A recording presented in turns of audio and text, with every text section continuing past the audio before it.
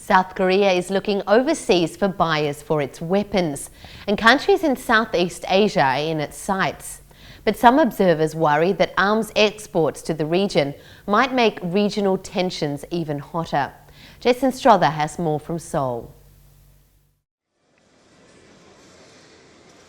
The Seoul Aerospace and Defense Expo attracts arms manufacturers from across the globe. It is also a venue for South Korean firms to showcase the latest in technology for weapons on land and in the air.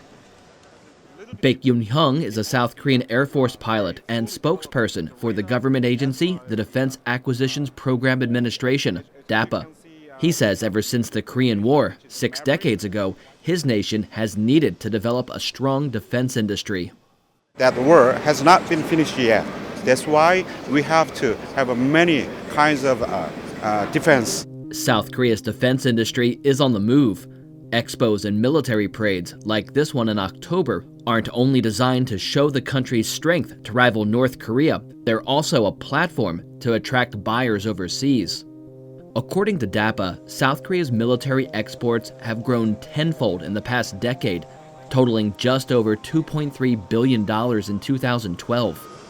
Basically, Korea doesn't have very advanced technologies, but we have general and very rigid technologies. We could share the market in this certain place.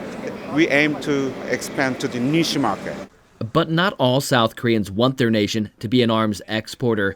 Some peace activists say selling weapons only encourages conflict. Yal Ok is with the group World Without War.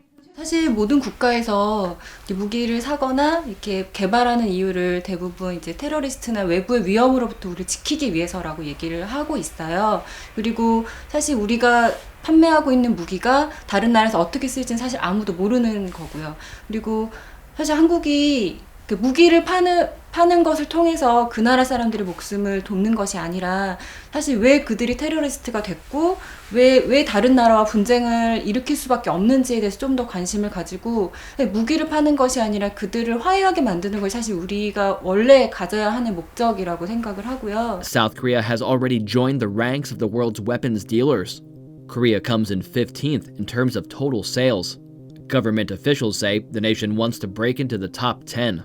Ambitious newcomers in the global arms trade, like South Korea, are a concern to observers at the Stockholm International Peace Research Institute, SIPRI. Senior researcher Simone Vezaman spoke with Asia Calling over Skype. Sometimes they will look for those markets in places where, slightly dodgy places, so to say, places where not everything is okay.